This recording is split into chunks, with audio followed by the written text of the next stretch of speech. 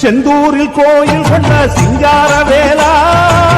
சேனைகளின் தளபதியே மீனாட்சி பாலா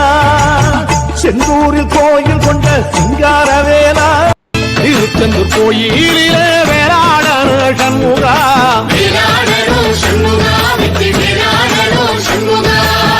பிள்ளையாண்டன் பிள்ளை என வரம் கொடுக்கணும் சண்முகா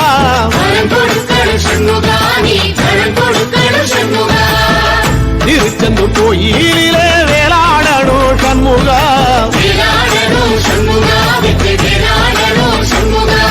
பிள்ளையாண்டான் பிள்ளை என வரம் கொடுக்கணும் சண்முகா